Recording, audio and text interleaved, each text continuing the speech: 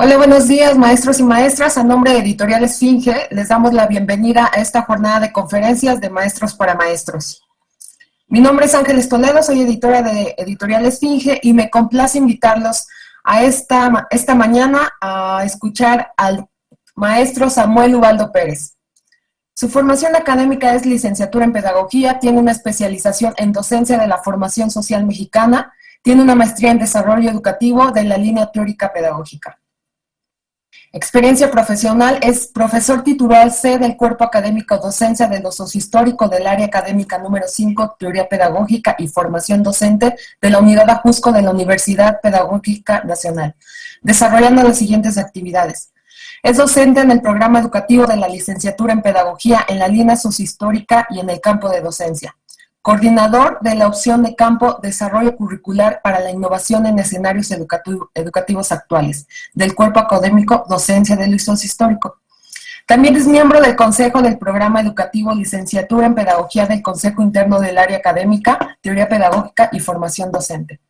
Colaborador de la investigación Formación Sociohistórica en la licenciatura en Pedagogía y responsable de la investigación Elaboración de objetos de aprendizaje como estrategia didáctica para disminuir los índices de reprobación de las asignaturas de la línea sociohistórica del Plan de Estudios de Pedagogía. También es titular de la coordinación del programa educativo de la licenciatura en Pedagogía y jefe del Departamento de Evaluación del Aprendizaje en la Dirección General de Educación Secundaria Técnica, así como jefe del Departamento de Planes y Programas de Estudio de Actividades Tecnológicas de la DGEST. Es autor y coautor de múltiples publicaciones enfocadas en el ámbito educativo y le damos la bienvenida este día para que comience su conferencia. Gracias, maestro.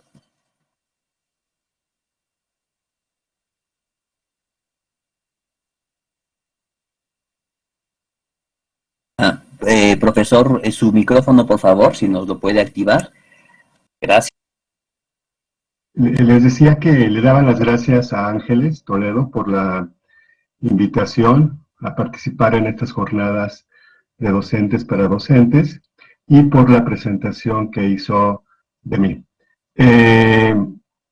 Cuando me invitaron a participar, lo primero que pensé es compartir con ustedes algo que he venido trabajando en la licenciatura en Pedagogía, fundamentalmente en la línea sociohistórica, que tiene que ver con cómo ayudar a los jóvenes para que puedan construir un pensamiento histórico. Y entonces yo parto de formular cinco preguntas básicas, ¿no? 5 preguntas básicas que pueden ayudarnos como docentes para favorecer la construcción de este pensamiento histórico. A lo mejor alguna de las preguntas que yo formulo, ustedes ya las conocen, ¿no? Tanto en su formación como en su experiencia profesional, a lo mejor de manera ya sea explícita o implícita, cuando trabajan contenidos relacionados con la historia, estas preguntas están presentes. Y las 5 preguntas básicas tienen que ver con el cuándo, ¿no? ¿Por qué con el cuándo? Porque la historia trabaja con el tiempo, ¿no? Trabaja con el tiempo, ¿no? Generalmente tenemos la idea que la historia tiene que ver con el pasado, ¿no? Y si es el pasado, pues es un tiempo que ya pasó, ¿no? Pero pocas veces pensamos que la historia también tiene que ver con nuestro presente y con nuestro futuro. Entonces, el cuándo tiene que ver con el tiempo. El dónde. En dónde tiene que ver con un espacio, ¿no? Que generalmente lo pensamos como un espacio geográfico, pero ese espacio geográfico también es una construcción histórica, ¿no? Y ahorita lo vamos a comentar a partir de algunos ejemplos. El por qué. ¿Por qué suceden los procesos históricos? Y aquí ya estoy tomando partido, ¿no? Porque cuando digo procesos históricos, no me estoy refiriendo a hecho o a un acontecimiento, ¿no? Sino a un proceso que transcurre en un tiempo histórico de larga duración. ¿Quiénes? ¿Quiénes son los que participan en los procesos históricos? ¿No? Vamos a ver que generalmente cuando de manera tácita hablamos de quiénes son los que participan en los procesos históricos, siempre son personajes, siempre son figuras, siempre son personas, ¿no? Pero pocas veces tenemos la oportunidad de pensarlo en un sentido más amplio, más general, más social, diría yo. ¿Y cómo? ¿No? ¿Cómo es que ocurrieron esos procesos? ¿Cómo ocurrió un determinado proceso? Y para poder nosotros narrar cómo fue que ocurrió un determinado proceso, pues entonces tengo que recurrir a las respuestas que formulé en las otras cuatro preguntas. Voy a pedirles que dejen que cargue la siguiente diapositiva.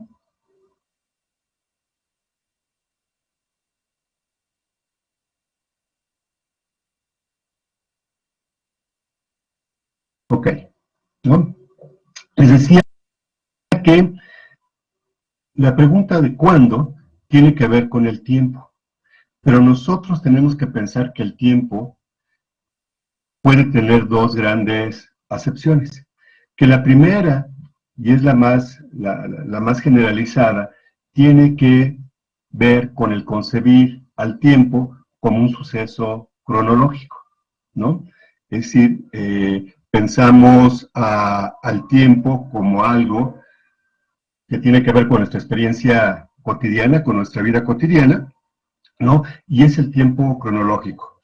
Y ese tiempo cronológico es un tiempo lineal, es un tiempo continuo, es un tiempo homogéneo, ¿no? Y precisamente por tener esas características, el tiempo cronológico, es que lo podemos medir, ¿no? Podemos medir este tiempo cronológico.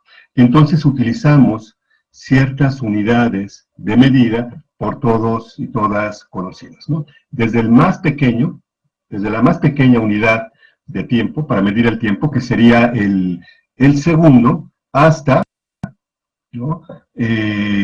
Digamos, una unidad que mide tiempos muy largos, que sería, por ejemplo, un milenio, ¿no?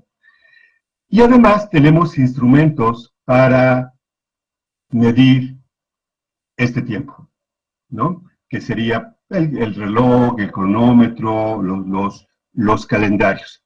Entonces, cuando yo digo que el tiempo cronológico es un tiempo homogéneo, lo que estoy diciendo, por ejemplo, es de que un minuto siempre va a contener 60 segundos, ¿no? Un día siempre va a tener 24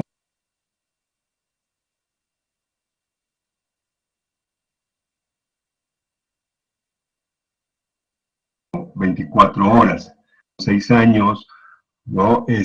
Un siglo son 100 años, un milenio son 1000 años. Entonces, es homogéneo, ¿no? Y aparte, es lineal, ¿no? Es lineal. Después del primero hoy que es 11 de junio, mañana es 12, luego 13, luego 14, luego 15, 16, ¿no? Entonces va transcurriendo en una línea continua. Pero también podemos pensar al tiempo como una construcción social, ¿no? Y entonces es cuando hablamos del tiempo no cronológico, sino del tiempo social. Y cuando decimos social, es de que este tiempo es construido por los seres humanos en su interacción cotidiana. Y por eso, este tiempo social, a diferencia del cronológico, ¿no? Es heterogéneo, es discontinuo, es diferencial.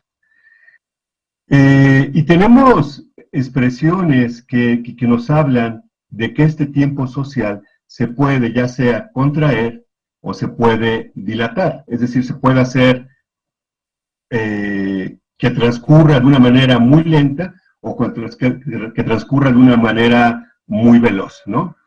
Y tenemos, por ejemplo, estas expresiones de que el tiempo transcurre lentamente, avanza de manera acelerada, pero es cuando algo está sucediendo, y eso que está sucediendo es por la interacción de los sujetos, ¿no? Si ustedes, por ejemplo, están en esta charla y se están aburriendo, ¿no? Pues el tiempo se va a hacer lento, ¿no? Ustedes van a sentir que el tiempo está pasando muy lentamente. En cambio, si por ejemplo están con una persona que ustedes quieren mucho y se la están pasando bien y están divertidos, pues puede suceder lo contrario, que el tiempo, ¿no? Se nos acabe, ¿no? Y esa es una expresión que utilizamos, el tiempo se nos acabe, se nos termine porque se aceleró. Entonces, el tiempo social, ¿no? Y por lo tanto, el tiempo histórico como tiempo social es una construcción. Y nunca va a ser homogéneo, nunca va a ser continuo, nunca va a ser lineal. Tenemos discontinuidades, es heterogéneo, ¿no? Y es diferencial. Y en la parte de arriba de esta diapositiva, ¿no? Hay dos preguntas, ¿no? Por ejemplo, si yo les digo que cuando inició cronológicamente este año, el 2020, ¿no? Pues es una pregunta que me podrían ustedes responder diciendo que el año 2020 cronológicamente inició, pues el 1 de febrero, ¿no? Perdón, el primero de enero, y es más, hasta podríamos ser mucho más específicos diciendo que en el primer segundo, del primer minuto, de la primera hora, del primer día, del primer mes del año. En cambio, si nosotros queremos responder a la pregunta de cuándo inició el siglo XX, pero pensándolo históricamente, ¿no? ¿Y cuándo termina? Y entonces aquí les voy a pedir que algunos de ustedes me ayuden a contestar esta pregunta. ¿Cuándo piensan ustedes? Y bueno, y para responderla tendrían que abrir su micrófono y su cámara si quieren, o nada más el micrófono. ¿Cuándo piensan ustedes que inició el siglo XX mexicano? Y cuando digo siglo XX mexicano estoy diciendo, ¿no?, que estoy refiriéndome al tiempo histórico. Si alguno de ustedes quisiera responder esta pregunta, ¿de cuándo piensan que inició el siglo XX en México? Pensándolo históricamente.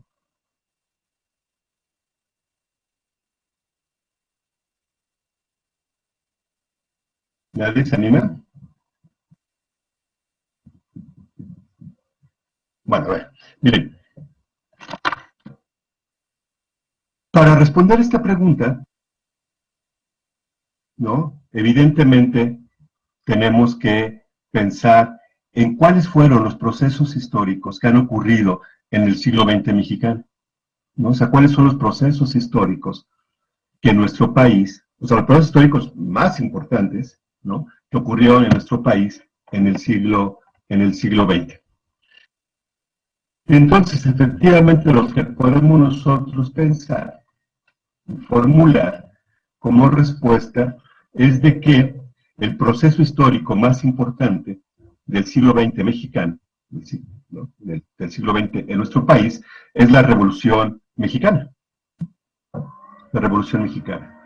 Entonces, tendríamos que responder a la pregunta de cuándo inició la Revolución Mexicana. Y ahí nos metemos en un berenjenal, ¿no? Ahí nos metemos en una multiplicidad de posibles respuestas, ¿no? La idea más común que tenemos es de que la Revolución Mexicana inició en el 20 de noviembre. Miren, aquí Alma, perdón, es que no he bajado el chat, Alma nos decía que el siglo XX inició el 1 de enero de 1921, pero eso es en tiempo cronológico. Muy bien, Alma. Igual decía Cecilia, pero es en tiempo cronológico. Pues si lo pensamos desde el tiempo histórico, decía, tiene que estar referido a un proceso histórico y por lo tanto el proceso histórico más importante de nuestro país es la Revolución Mexicana. Y entonces cuando decimos nosotros la Revolución Mexicana y tratamos de responder la pregunta de cuándo inició la Revolución Mexicana, pues ahí tenemos ya múltiples respuestas, ¿no? Efraín Jesús Buendía dice que con el inicio de la revolución. Sí, Efraín, pero ¿cuándo inicia la Revolución Mexicana? Y la respuesta más común que tenemos es decir que la Revolución Mexicana inicia el 20 de noviembre de 1910, ¿no? Y pocos, ¿no? Y eso tiene que ver después con otra pregunta, pocos podemos decir ¿por qué la Revolución Mexicana inició? ¿Por qué decimos, de manera general, de manera común, por qué decimos que la Revolución Mexicana inició el 20 de noviembre? ¿No? Y es así cuando dice, bueno, ¿y por qué? Y aparte lo celebramos y hacemos desfiles, como bien dice esta Isabel, ¿no? El 20 de noviembre. ¿Pero por qué el 20 de noviembre? ¿No? ¿Por qué no en 1906? ¿No? ¿Por qué en 1906? En 1906, cuando ocurren tres acontecimientos históricos muy importantes y que tienen relación con la Revolución Mexicana, que son las huelgas en Cananea y las huelgas en Río Blanco. Y además, no podríamos agregar otro acontecimiento. Otro acontecimiento que va a ser muy importante y este es la promulgación del programa del Partido Liberal Mexicano, ¿no? Cuando en 1906 se promulga el programa del Partido Liberal Mexicano, si nosotros leemos cuáles son, ¿no?, los puntos que este programa tiene, vamos a ver que tiene un profundo contenido social. Y ese profundo contenido social del programa del Partido Liberal Mexicano va a estar reflejado, va a estar contenido en la Constitución de 1917, ¿no? De 1917. Pero bueno, podríamos decir que no es ni en 1910, que no es ni en 1906, sino, de acuerdo a María de Lourdes Guzmán Cruz, los cambios en los procesos se inician, pero tenemos que pensar y van transformando las estructuras políticas, pero tenemos que pensar en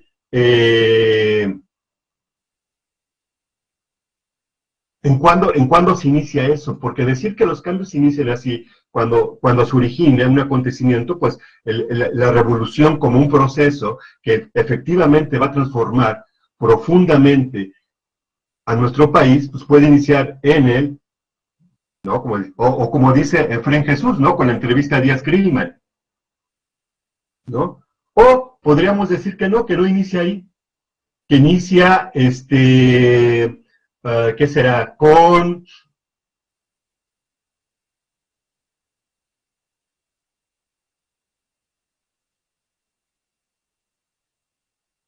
la decena trágica, ¿no?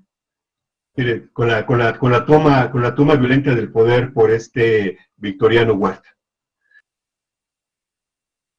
Cualquier respuesta que nosotros demos a esta pregunta de cuándo inició la Revolución Mexicana nos está ayudando a reflexionar, ¿no? Y a pensar, ¿no?, en un acontecimiento que haya sido tan relevante, ¿no?, que podríamos nosotros como marcarlo, ¿no?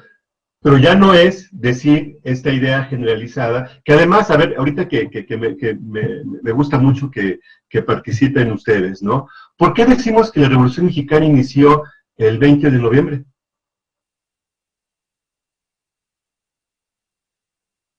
¿Por qué la Revolución Mexicana decimos que inició el 20 de noviembre?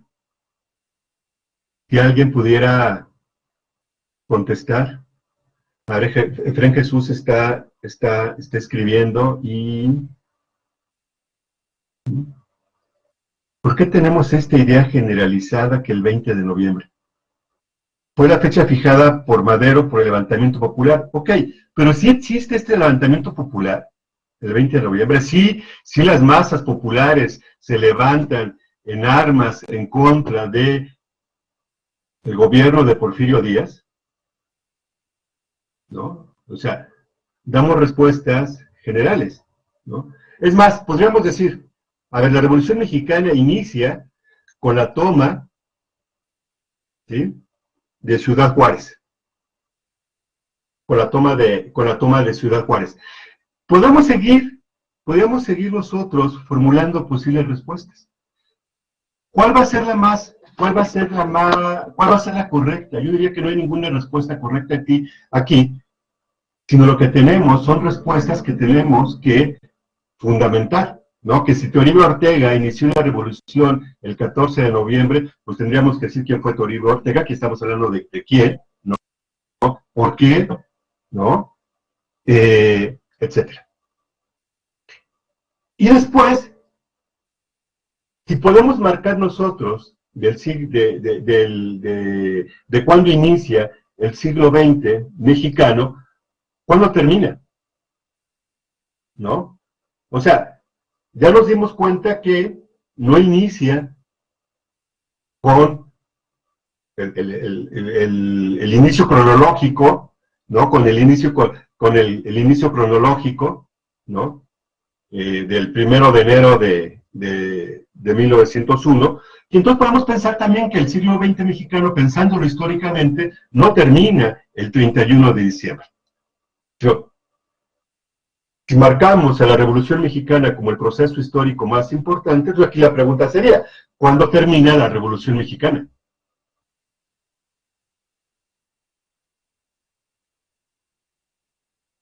¿No?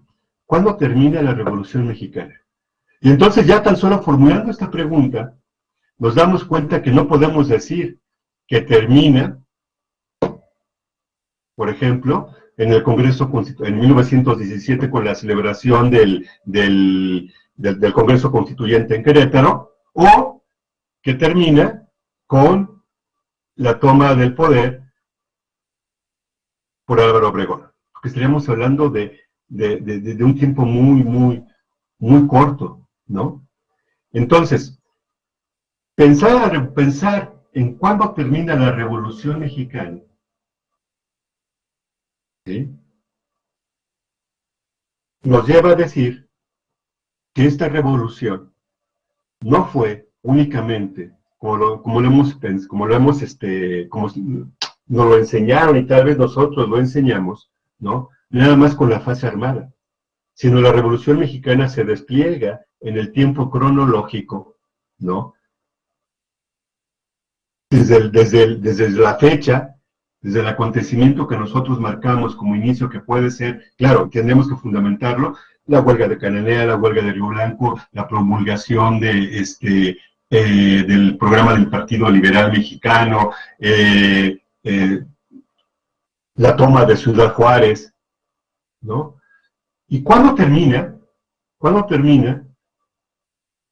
Podríamos tener ahí otra vez múltiples respuestas, ¿no? Podríamos tener múltiples respuestas. ¿Cuándo termina? Por revolución de corte. Pero no hablemos de una post-revolución, hablemos de una revolución, ¿sí?, que se va institucionalizando. O sea, si decimos que termina cuando se promulga la nueva Constitución Política en 1917, ¿no? Entonces, fíjense, si decimos que el siglo XX mexicano tiene que ver con el proceso histórico más importante de nuestro país, que es la Revolución Mexicana, y si decimos que inicia en 1910, ¿no?, con esta idea común que tenemos, con el llamamiento a levantarse de armas ese día en el Plan de San Luis, y si decimos que termina con la promulgación en 1917, pues entonces el siglo mexicano duró 7 años. El siglo XX mexicano dura 7 años. Y después,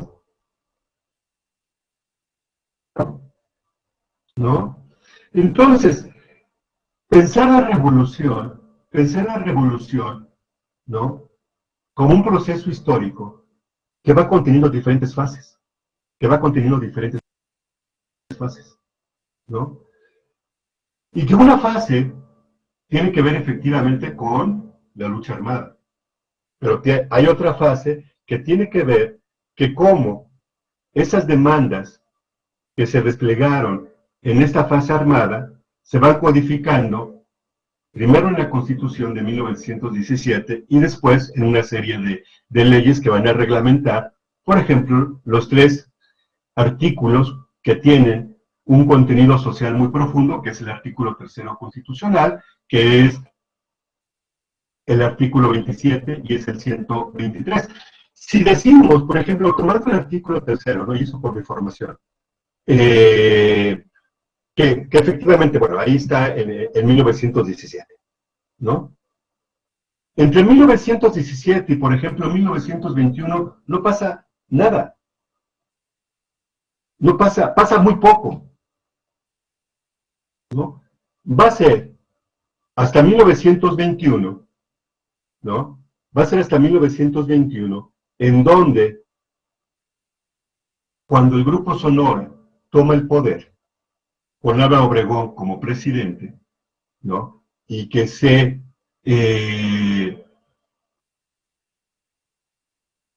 crea la Secretaría de Educación Pública, es de que se va a comenzar a desplegar todo un esfuerzo por el Estado mexicano por llevar la educación, ¿no?, a las zonas y a los sujetos que habían estado olvidados. Entonces, por ejemplo, María de Lourdes Guzmán Cruz nos dice que el historiador va construyendo, ¿no? Pues sí, cada historiador va construyendo su pensamiento histórico. Y si nosotros, en las escuelas de educación básica, media superior, fundamentalmente, queremos ayudar a que nuestros niños, niñas, jóvenes, vayan construyendo este pensamiento, pues nosotros tenemos que ir formulando preguntas como estas, ¿no?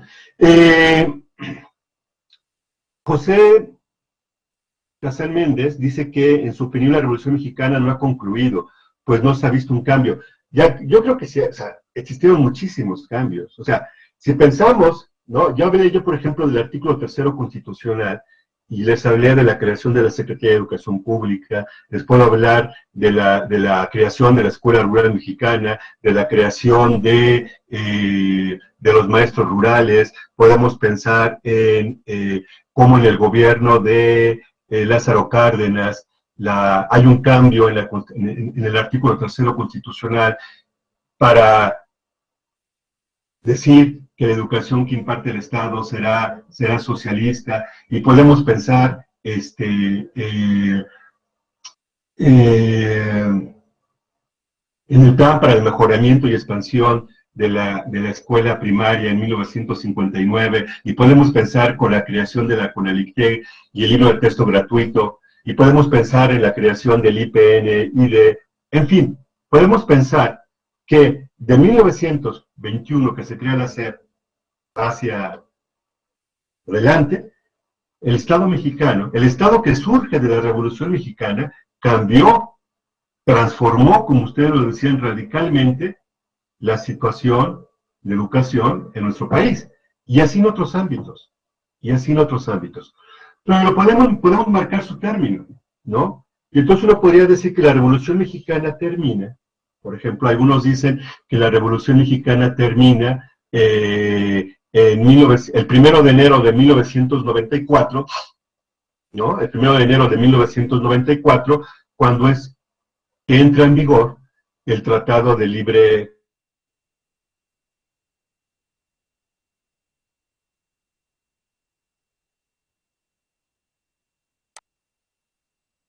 pasan a un segundo plano, ¿no? Pasan a un segundo plano. Porque para responder la pregunta del cuándo, lo importante es primero pensar en el proceso histórico, ¿no? ¿De qué proceso histórico estamos hablando? Y pensar en aquel acontecimiento que lo va a desencadenar, ¿sí? Que lo va a desencadenar. Y ya después, pues evidentemente, ese acontecimiento histórico transcurre, ¿no?, cronológicamente, es decir, transcurre, inicia en un día determinado, de un mes determinado, de un año determinado. Pero eso tal vez no es lo importante para pensar históricamente, sino lo importante para pensar históricamente es pensar en el proceso y pensar en los acontecimientos. En los acontecimientos que lo desencadenan, ¿no? Como en los acontecimientos que se van encadenando y lo van conformando y van haciendo que este proceso se despliegue, y también en los acontecimientos que nos marcan su término. La siguiente pregunta está referida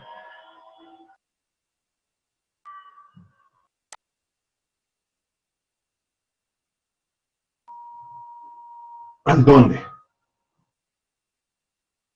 Mira, bueno, este me lo voy a saltar porque tiene que ver con esto que estábamos hablando, ¿no? Con la coyuntura, y por tiempo vámonos directamente al dónde. Bueno, eso es lo que les decía, ¿no? Que tenemos ahí posibilidades de cuándo inicia y termina históricamente el siglo mexicano.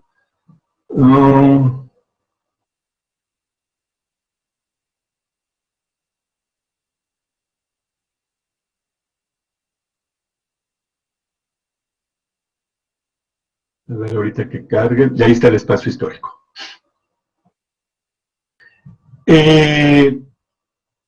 Cuando hablamos del espacio, ¿no? Siempre tenemos una referencia al espacio geográfico, ¿no? Pensamos en el espacio de nuestro país y hasta lo podemos representar mentalmente, ¿no? Y hay una idea muy común y muy generalizada, en donde se dice que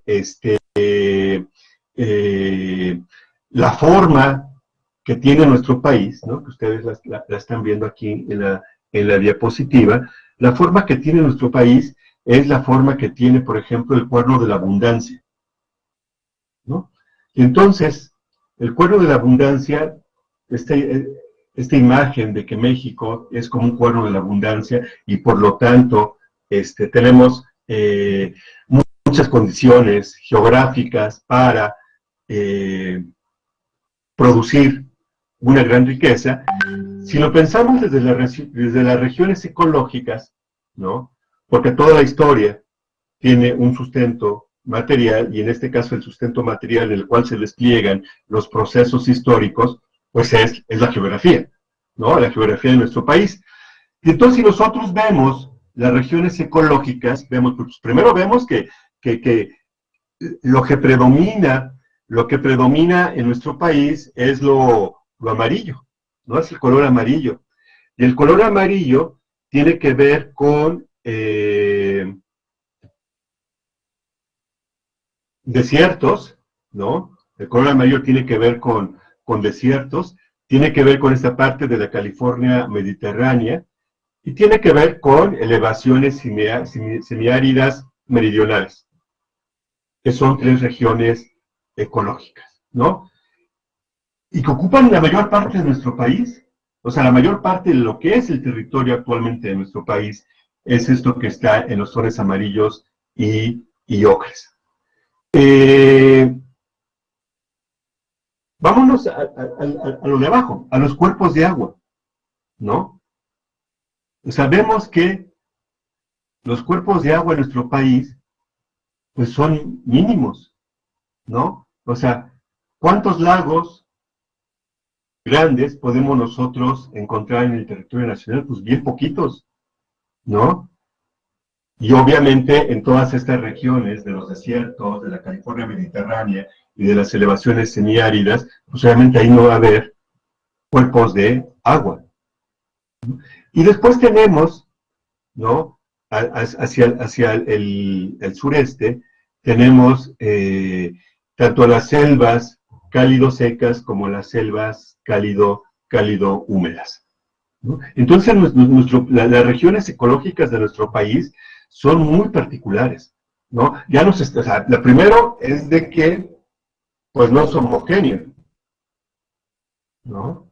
O sea, es profundamente heterogéneo y predominan las zonas, ¿no? de aridez. Predominan las zonas de aridez.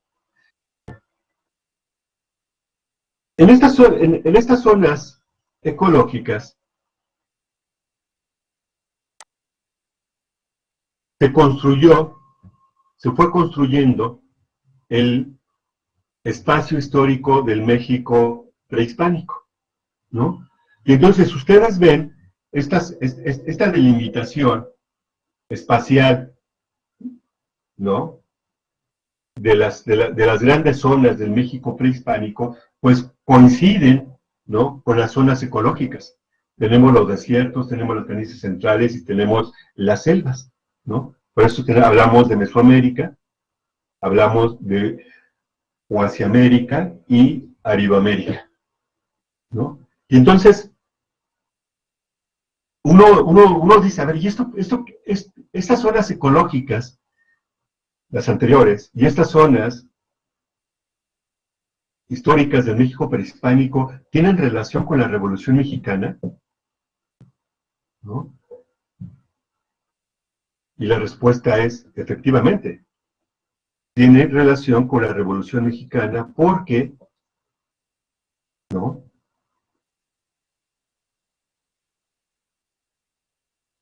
Dejen que se cargue la diapositiva. Porque en ese espacio, en esas zonas ecológicas, ¿no? Se fueron construyendo ciertas macroregiones geohistóricas, ¿no? Una macroregión en el norte, ¿no? Una macroregión en el sur, ¿sí?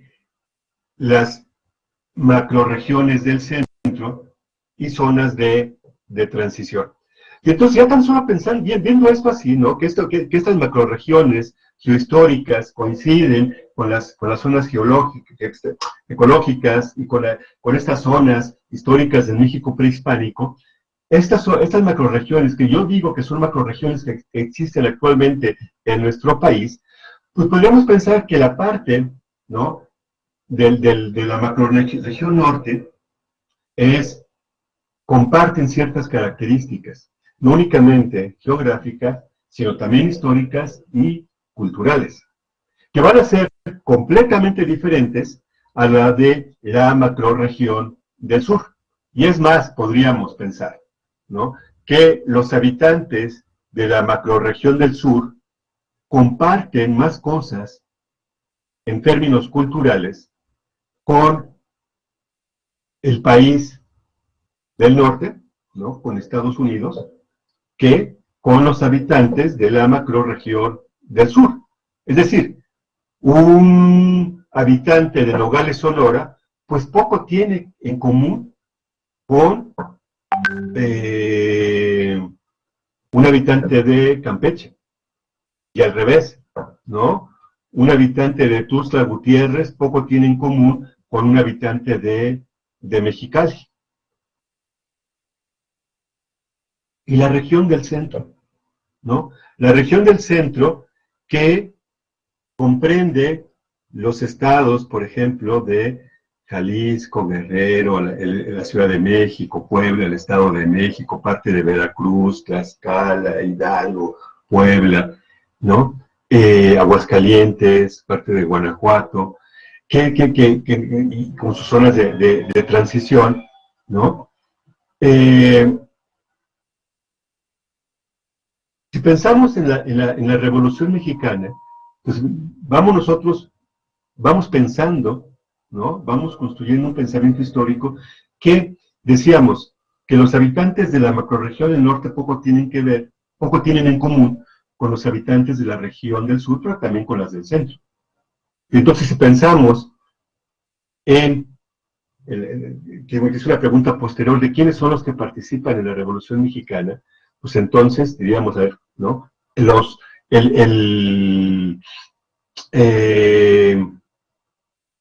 La división del norte.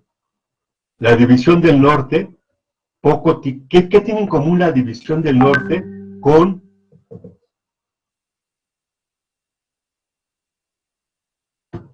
el ejército zapatista?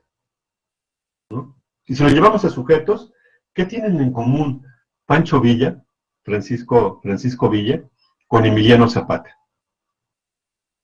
¿No? O podríamos pensar en por qué la mayoría,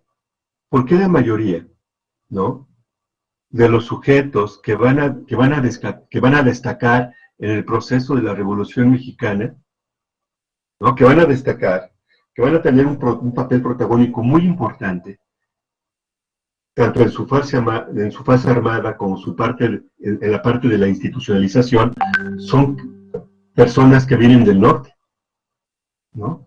Que vienen del norte. Francisco I. Madero viene del norte. Venustiano Carranza viene del norte. Pascual Orozco viene del norte. Francisco Villa viene del norte. Álvaro Obregón viene del norte. Buena viene del norte.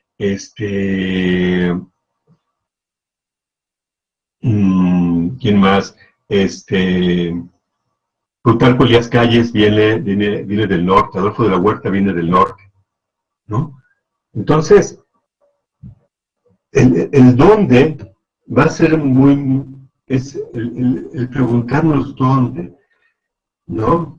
O sea, porque decimos México, ¿no? Pero México es completamente heterogéneo, ¿no? Desde su sustento geográfico ecológico hasta, ¿no?, bueno, y social, cultural, políticamente en estas regiones en estas macrorregiones que se fueron conformando. El espacio histórico, por lo tanto, si ustedes ven, si ya van juntando los mapas, ¿no?, los van viendo en conjunto, por eso vemos que en la región del centro, hacia 1900, es donde encontramos las localidades con mayor número de habitantes, ¿no? O sea, la zona donde está, donde hay con localidades con mayor número de habitantes, se encuentran en la región del centro y en las zonas de transición. Y en cambio, en las zonas del norte, semidesérticas, o las zonas del sur, ¿no?, donde hay selva, las localidades son menores, ¿no? Son menores, son pocas, ¿no? Son muy pocas. ¿El dónde?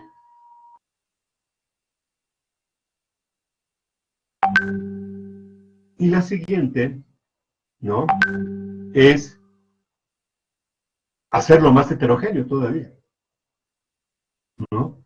Y pensar en la población indígena, en su densidad y cómo estaban distribuidos en 1900. Y lo que encontramos, ¿no?, es de que en la zona, fíjense que la zona que casi era la que coincide, la zona con la mayor presencia, tanto en densidad como en distribución de población indígena, coincide históricamente con la zona de Mesoamérica, ¿no? Y en cambio, donde hay menos presencia indígena, tiene que ver con las zonas, ¿no?, semidesérticas del norte de nuestro país, ¿no? Todo esto nos va ayudando a comprender, a pensar históricamente, ¿no?, por qué, por ejemplo, en estos momentos actuales, esta región donde hay mayor presencia, bueno, donde había mayor presencia en 1900 de población indígena, ¿no?, es las que presentan en la actualidad los mayores niveles de pobreza.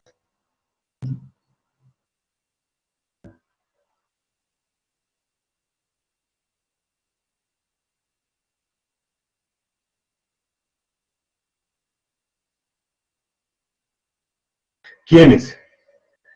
¿Quiénes son los que participan? ¿Quiénes son los que participan en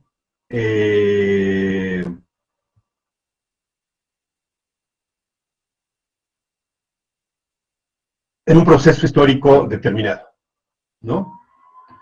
Yo cuando estudiaba en el CCH, ¿no?, Ahí conocí este poema de Bertolt Brecht, que se llama así, preguntas de un obrero que lee, ¿no? Y nos ayuda a pensar en los quiénes, ¿no? Bien, ¿quién construyó Tebas? La de las 7 puertas. En los libros aparecen los nombres de los reyes. Arrastraron los reyes los bloques de piedra, y Babilonia, destruida tantas veces, ¿quién la volvió siempre a construir? ¿En qué casas de la dorada Lima bebían los constructores? ¿A dónde fueron los albañiles la noche en que fue terminada la muralla china? La gran Roma está llena de arcos de triunfo. ¿Quiénes lo erigió? ¿Sobre quiénes triunfaron los césares? ¿Es que Bizancio, la tan cantada, solo tenía palacios para sus habitantes? Hasta la legendaria Atlántida, la noche en que el mar se la tragaba, los que se hundían gritaban llamando a sus esclavos. El joven Alejandro conquistó la India. ¿Él solo? César derrotó a los galos. ¿No llevaba siquiera un cocinero? Felipe de España lloró cuando su flota fue hundida. ¿No lloró nadie más? Federico II venció en la guerra de los 7 años.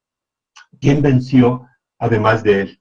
Cada página una victoria. ¿Quién cocinó el banquete de la victoria? Cada 10 años un gran hombre. ¿Quién pagó los gastos? Tantas historias, tantas preguntas. Entonces, ¿no? Este poema nos ayuda a pensar que como que hay alguien más, ¿no? Que hay otros que no nombramos, hay otros que desconocemos, ¿no? Hay otros que han sido ignorados, ¿no? Y que no son únicamente estos que vemos en la pantalla. Y estos que vemos en la pantalla, ¿no? Posiblemente algunos de ellos ustedes no lo identifiquen, ¿no? Podríamos decir que está Madero, ¿sí? Está Villa, está Zapata, está Venustiano Carranza, pero ¿quiénes son los otros dos?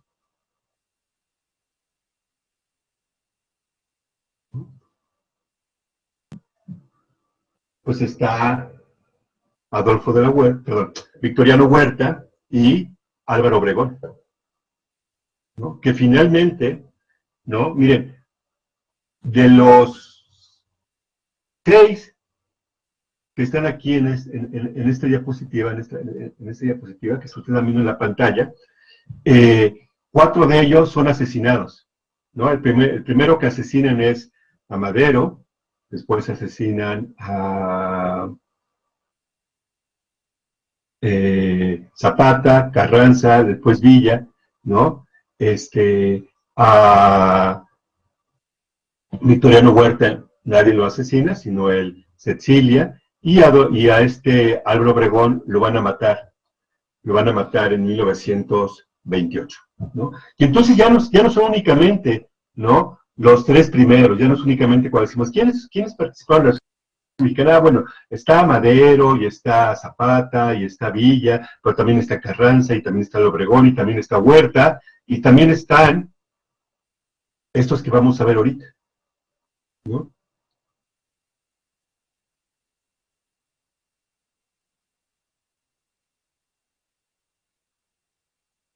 Y que ahí sí a lo mejor a ninguno conocemos, ¿no? A ninguno logramos identificar. Tal vez logremos identificar, ¿no? Y tal vez por el bigote característico, a los hermanos Flores Magón, ¿no? Pero los otros, ¿quiénes son? Y principalmente los dos que tienen a la derecha de su pantalla, ¿no? ¿Quién es él? ¿Quiénes son? ¿No? Porque a lo mejor a lo mejor son 2 de los personajes del proceso histórico de la Revolución Mexicana más importantes, tal vez, ¿no? Y entonces, bueno, están los Flores Magón, luego está Pascual Orozco, abajo está el general Felipe Ángeles, ¿no? está Adolfo de la Huerta y está Francisco J. Múgica y está el general Lázaro Cárdenas, ¿no? Y está el general Lázaro Cárdenas. Francisco J. Múgica, ¿no? Francisco J. Múgica, desde muy joven, simpatiza con los hermanos Flores Magón, simpatiza con el Partido Liberal Mexicano. Francisco J. Múgica se adscribe al movimiento maderista, ¿no? Después se suma al Plan de Guadalupe, con el que Carranza llama a levantarse en armas en contra de Victoriano Huerta. Y en el Congreso Constituyente de 1917, la labor destacadísima de Francisco J. Múgica en la redacción final de los principales artículos que tienen este contenido social, que es el tercero, el 27 y el 120, el artículo 123. O sea, no podemos pensar en estos artículos sin Francisco J. Múgica. Si ustedes leen, ¿no?, las participaciones que Francisco J. Múgica sostuvo en el Congreso Constituyente para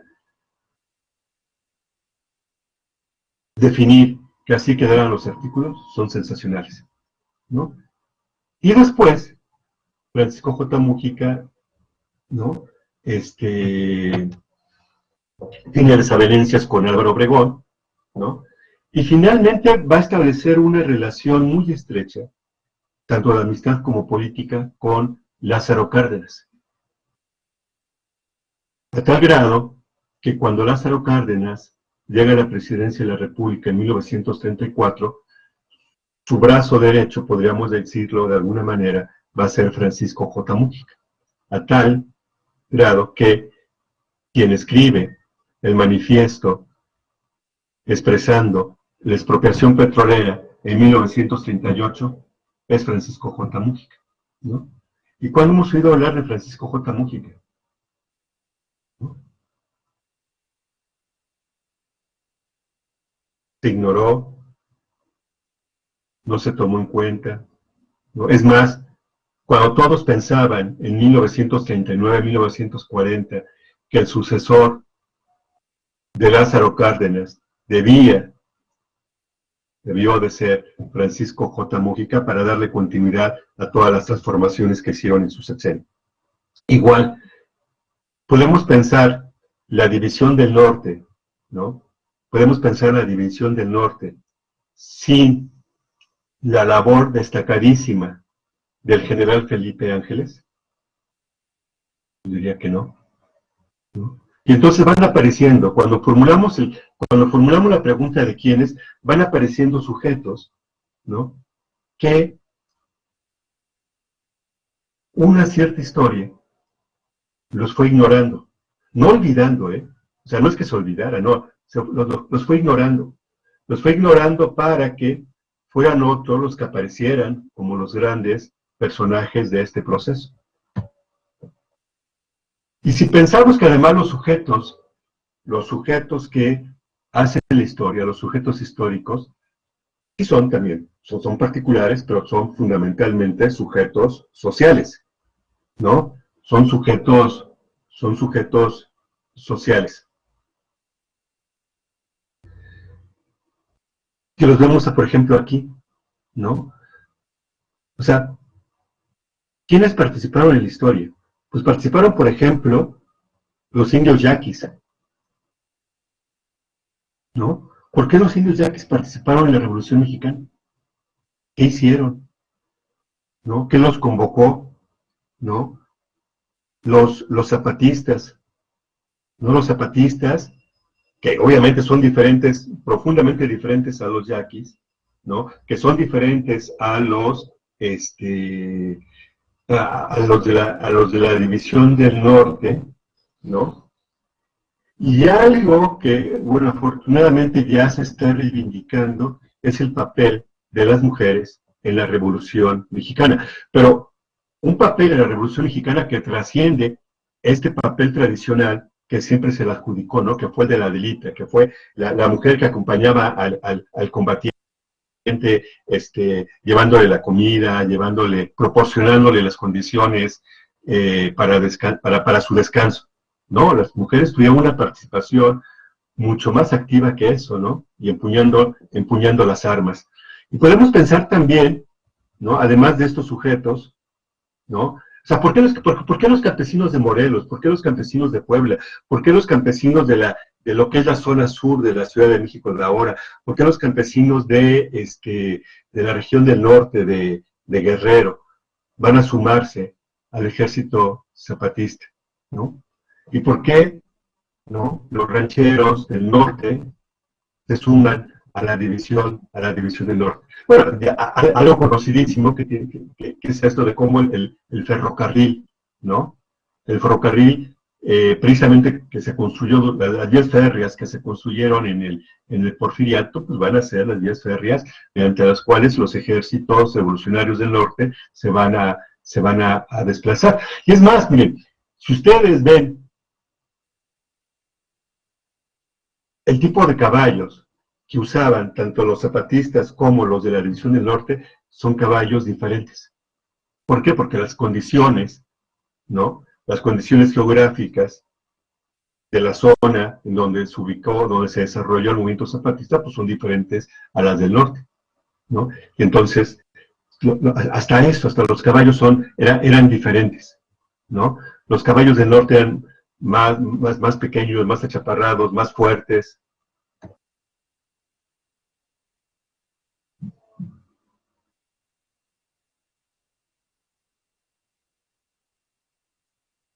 Pero además, de que se cargue la diapositiva, ¿no? Además tenemos estos, ¿no? Tenemos a los obreros, ¿no? A los trabajadores de la industria. Los trabajadores de las industrias también tuvieron un papel destacadísimo en la revolución, y nunca hablamos de ellos, ¿no? La constitución de los batallones rojos, ¿no? Que lucharon del lado del ejército constitucionalista, fue muy importante. Y las dos fotografías que están al lado, vean ustedes, ¿no? O sea, los que están ahí, ya poco tienen que ver con los que estaban en las fotografías anteriores. Poco tienen que ver. No poco tienen que ver con, o sea, tan solo en su forma de vestir, tan solo en la forma en cómo están parados, en su expresión corporal. Poco tienen que ver con los obreros industriales, los trabajadores de la industria, ¿no? Poco tienen que ver con los sirios yaquis, poco tienen que ver con los zapatistas que empuñaron las armas o con los combatientes de la División del Norte. Y ellos son unos, los de arriba, los que participaron en la convención de 1914, la convención de Aguascalientes, y los de abajo son los que participaron en el Congreso Constituyente, ¿no? Entonces, esto nos habla de que sí, o sea, hubo diferentes grupos sociales que estuvieron participando en la revolución, y quienes, digámoslo así, escribieron, ¿no? Escribieron la Constitución, pues fueron los intelectuales, de alguna manera, ¿no? De estos grupos sociales, ¿no? Ya les hablaba yo del caso de Francisco J. Mújica. Cuando digo los intelectuales, son los que lograron plasmar en letra, ¿no? Lo que fueron las causas y lo que resultó, lo que resultó, ¿no? Y entonces, cuando hablamos de, esto digamos que es como más común, ¿no? Cuando hablamos de la historia y de los procesos históricos, es preguntarnos de las causas. Pero las causas son políticas, son económicas, son sociales, son culturales, ¿no? Bueno, y aquí ya no me detengo, podríamos hablar de que, bueno, o sea, no únicamente la revolución tiene como una causa el que Porfirio Díaz se había ya entronizado en la presidencia de la República, ¿no? También tiene sus causas económicas, y sus causas económicas tienen que ver con que la hacienda fue la unidad económica fundamental en la cual fue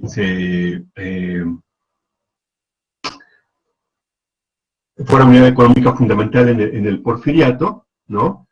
Tal vez la minería, coadyuvan un poco ahí, ¿no? Y cuando hablamos de las causas sociales, hablamos de estos grupos sociales y cuáles eran sus necesidades y cuáles eran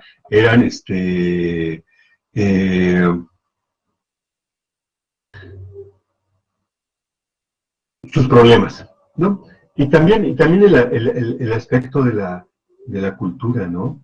De la cultura que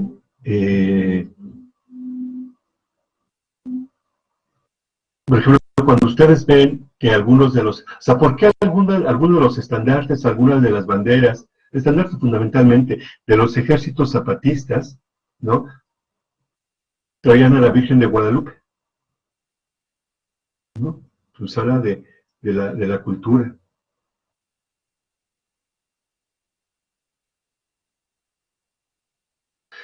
Como dice Luis Rosas, ¿no? Que al final los historiadores dejan en el olvido a los que participaron en el proceso histórico, ¿no? Es un poco lo que dice el poema de Bertolt Brecht.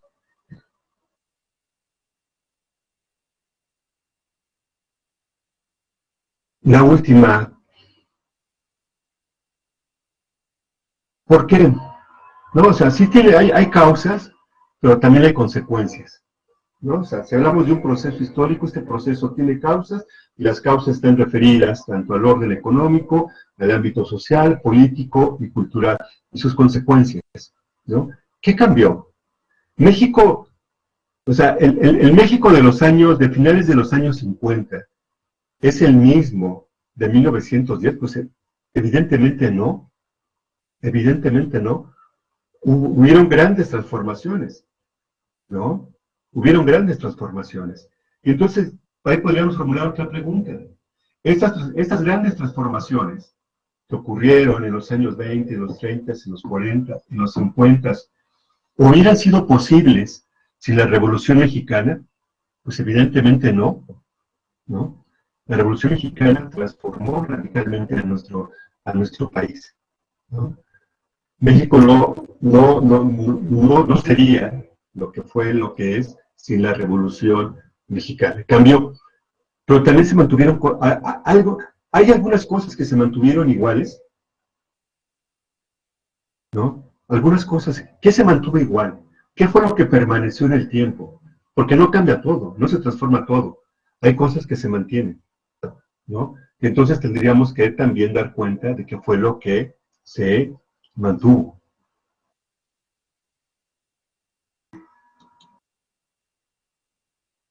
El cómo,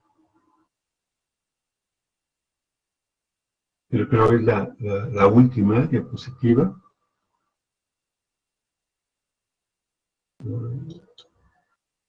Sí.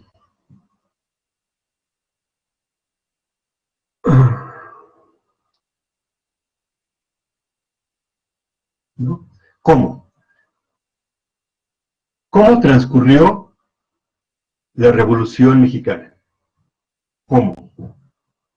¿No? ¿Cómo se desarrolló? Y entonces, cuando decimos nosotros, fíjense que esta pregunta, el cómo, ¿no? No es señalar cuáles fueron los hechos más importantes, ¿no? Que si la promulgación del Plan de San Luis, que si el asesinato de Madero, si la promulgación del Plan de Guadalupe, si el Congreso Constituyente, si no, es construir una narración, es construir una narración, es construir una narrativa que tenga como base las respuestas que fuimos formulando a las preguntas anteriores, ¿no? preguntas anteriores. Y entonces, aquí, en este cómo, ¿no? Cómo transcurrió la Revolución Mexicana, si nosotros logramos construir una narración, ¿no? Logramos construir una narración, pues entonces, y si esa narración está sustentada en las respuestas de las preguntas anteriores, pues entonces ayudamos a construir un pensamiento histórico, ¿no?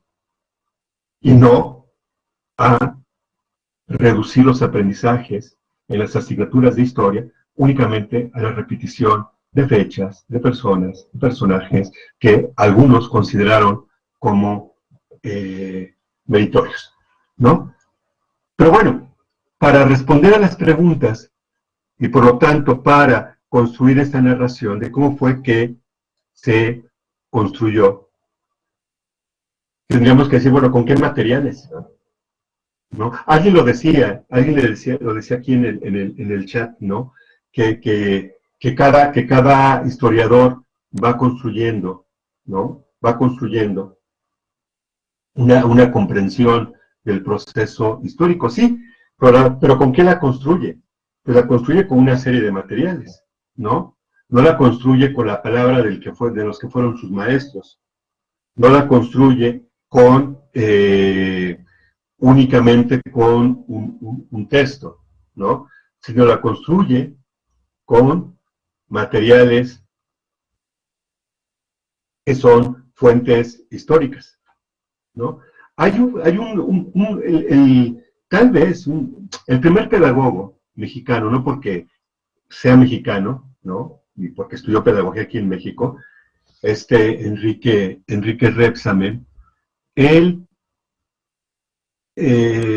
alrededor de 1890, escribe una guía metodológica para la enseñanza de la historia. Y en esa guía metodológica para la enseñanza de la historia, él dice un poco esto que ustedes y nosotros estábamos comentando aquí, ¿no? De cómo se construye este pensamiento histórico. Él no habla de cómo se construye un pensamiento histórico. Él dice, cómo un docente tiene que formarse un criterio propio con respecto a un proceso histórico, ¿no? Entonces, a ver, por ejemplo, si una docente, va a hablar sobre, ¿qué será? La guerra de reforma, ¿no? Pues ese docente no puede quedarse únicamente con repetir lo que leyó en un texto, ¿no? Dice, no, para formarse un criterio propio con respecto a la guerra de reforma, por lo menos ese docente tuvo que haber leído tres libros que hablen sobre la guerra de reforma, ¿no? Y a partir de la información que le proveyeron esos tres libros, pues entonces él sí construye un criterio propio sobre la guerra de reforma. Pero bueno, pero pueden ser textos escritos ya por alguien, ¿no? Pero no hay nada como irnos a las fuentes primarias, ¿no? A las fuentes primarias. Por ejemplo, las fotografías que yo les puse, ¿no? Y cómo utilizar las fotografías, ¿no? Cómo utilizar las fotografías para ayudar a pensar históricamente, respondiendo ciertas preguntas. O, ¿no? Otra fuente histórica podría decir esto, ¿no? Las participaciones de Francisco J. Múgica en el Congreso Constituyente de 1917. ¿Sí? De 1917. Entonces, esta sería la última pregunta, y la pregunta que cierra, ¿no? Que cierra y que contiene las respuestas de las otras cuatro, y que por lo tanto son las que cristaliza este pensar históricamente, ¿no? Ahora, fíjense ustedes cómo entonces el contenido a enseñar, pues no es un contenido, como lo está diciendo Luis Rosas, no es un contenido fragmentado, sino el contenido habla sobre el proceso, ¿no? Y es a partir del proceso, y es cuando nosotros vamos dando respuesta a estas preguntas, es que los contenidos necesarios para formular las respuestas van apareciendo. Porque lo que tenemos es un currículum enciclopédico, ¿no? Tenemos programas de estudio de la enseñanza perdón, para la enseñanza de aprendizaje de la historia, extensísimos, ¿no? Extensísimos por la cantidad enorme de contenidos, ¿no? Que lo hace que su tratamiento sea, por lo tanto, enciclopédico.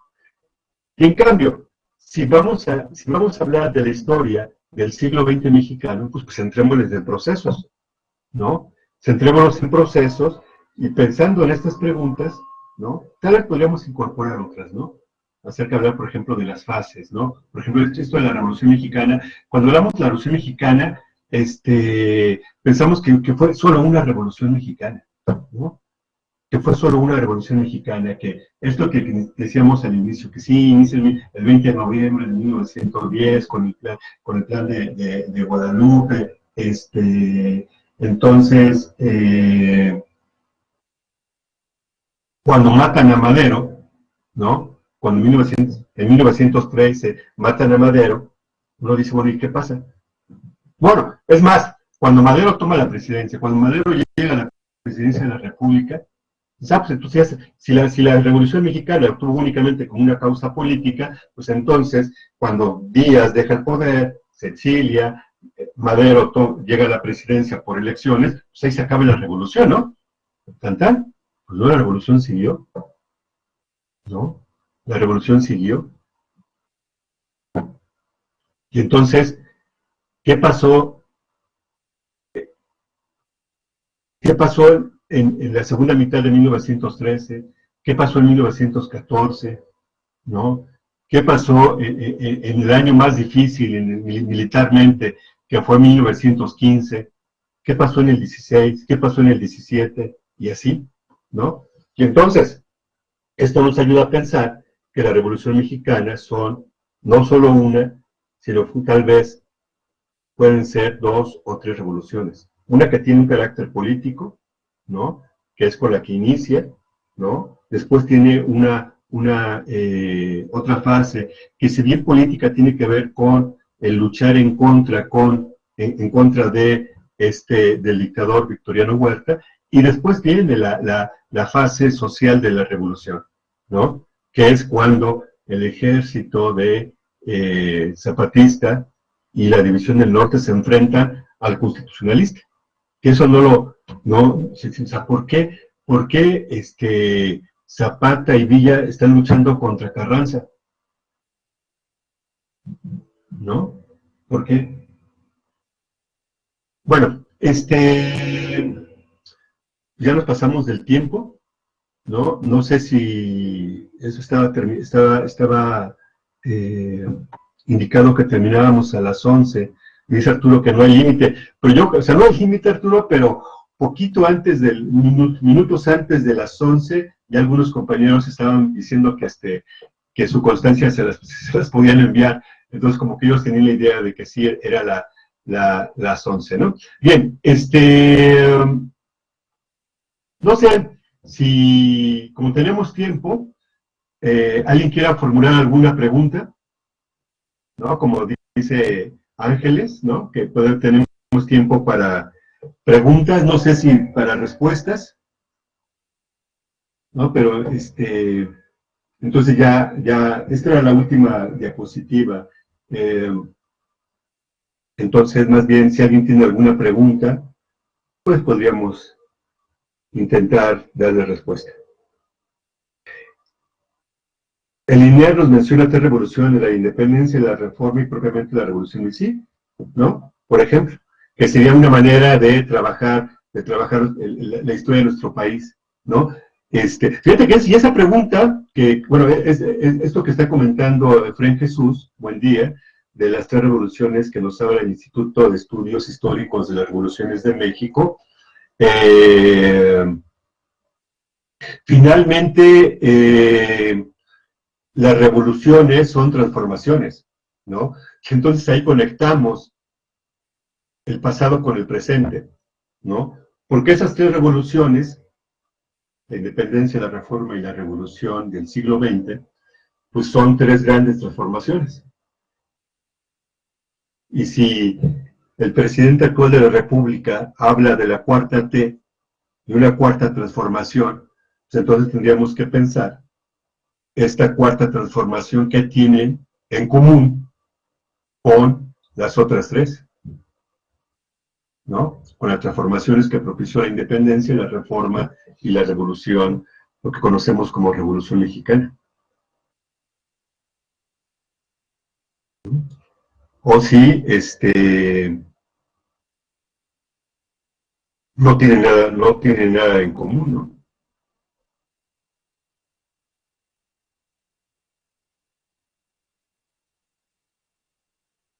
Bueno, esta Mónica dice que, bueno, que estuvo interesante, aunque ella da las materias de biología, química y anatomía.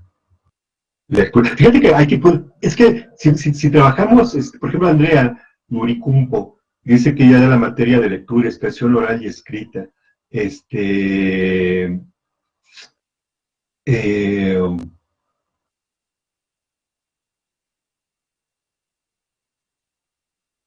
novelas que nos ayuden, novelas que narren, ¿no? Novelas que cada narración de procesos históricos, ¿no? Que habría que tal vez, claro, las novelas son ficción, ¿no? Las novelas son ficción, pero también son buenos materiales para la enseñanza y el aprendizaje de la historia, ¿no? Por ejemplo, hay una novela excelente de un escritor que se llama Juan Madrid, que se llama Los Cañones de Durango. En esa novela, Los Cañones de Durango, pues es sobre un niño que está como integrante de la División del Norte y aparece el general Felipe Ángeles y Villa, etcétera, etcétera, ¿no? Y así hay varias novelas, cuentos. Ángeles Toledo dice, ¿cómo el pensamiento histórico ayuda a los docentes a enfrentar adecuadamente los retos y desafíos que se presentan en los procesos de enseñanza y aprendizaje durante y después de la contingencia sanitaria mundial?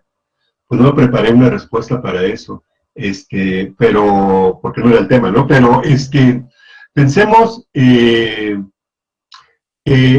esta pandemia que estamos viviendo no es la primera que ocurre en nuestro país, ¿no? Fíjense que ahí podríamos trabajar, podríamos armar un proyecto de trabajo para la enseñanza y aprendizaje de la historia, en donde concurran maestros de diferentes asignaturas, ¿no? Los de biología, los de historia, los de español, hasta los de matemáticas para hacer trabajos de estadística, ¿no? Y hablar, por ejemplo, de las pandemias, ¿no? Que ha sufrido los habitantes de nuestro país, ¿no? O sea, por ejemplo, ¿qué tiene en común esta con la de el 2011? ¿Qué tiene esta con la de la influenza en 1917? ¿Qué tiene con, ¿no?, la de la viruela pocos años después de la conquista, ¿no? Entonces,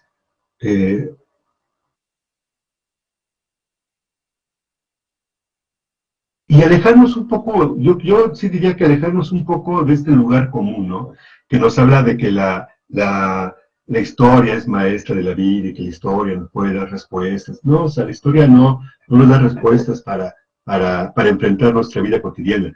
La historia la historia lo que nos ayuda es a reflexionar sobre los acontecimientos, sobre los procesos, ¿no?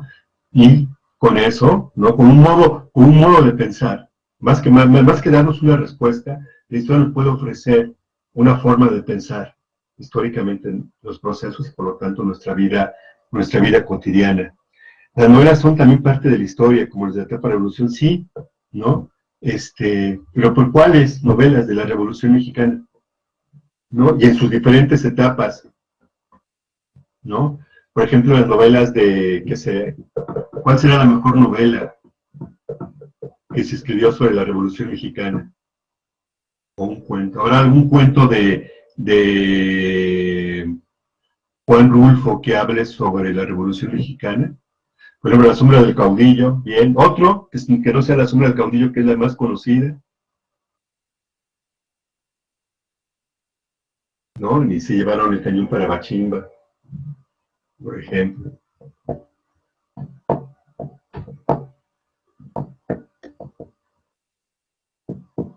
Los libros de Rius, en forma de historieta. Sí, pero como un material auxiliar, ¿eh? Como un material auxiliar.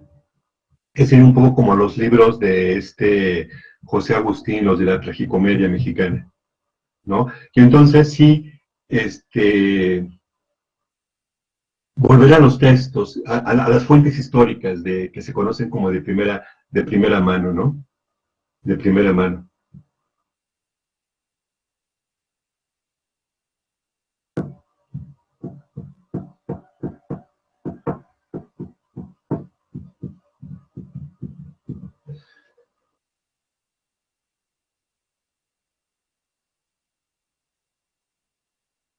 Fíjense que lo que nos comenta esta Mónica, dice, considero dentro del contexto de la pandemia que hay muchos intereses políticos, económicos y factores sociales que intervienen en conjunto, y desafortunadamente los gobiernos por alguna razón manipulan información, fomentan el terror en otras cosas, y no sabemos qué puede pasar, ya que efectivamente no es la primera, pero sí sabemos, y científicamente se ha comprobado que el índice mortal del virus es mucho menor que el de otros virus, por ejemplo, de la influenza.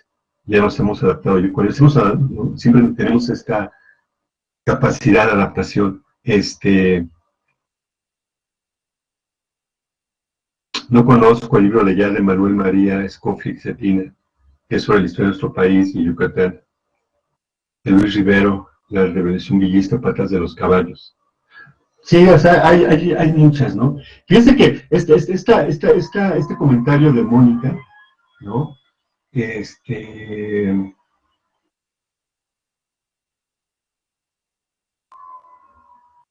Podríamos pensarlo históricamente, ¿no? Pensarlo históricamente y entonces sí formular las preguntas que fuimos comentando en la sesión de hoy.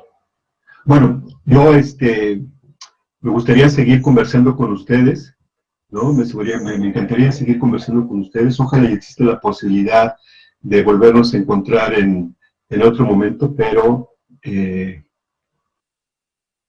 programé algunas actividades ya para las 11:30.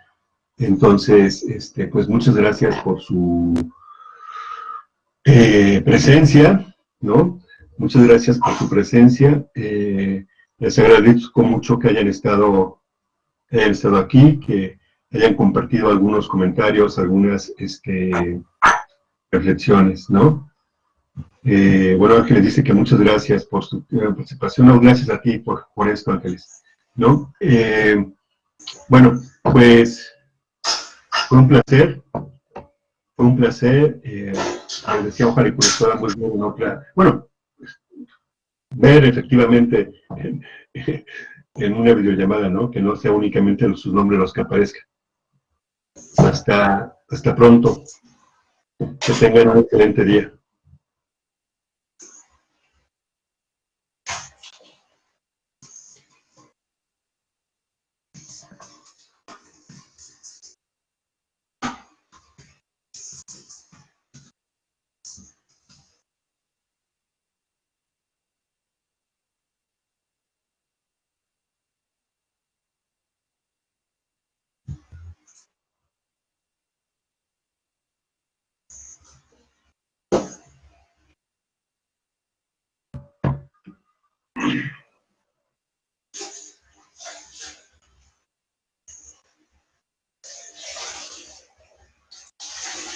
Disculpen, no podía entrar al audio por maestro Samuel. Ah, ya se fue. Muchas gracias, maestro Samuel, por su tiempo. Gracias a todos por su participación y asistencia. Hasta luego. Los esperamos a la 1 en la siguiente conferencia.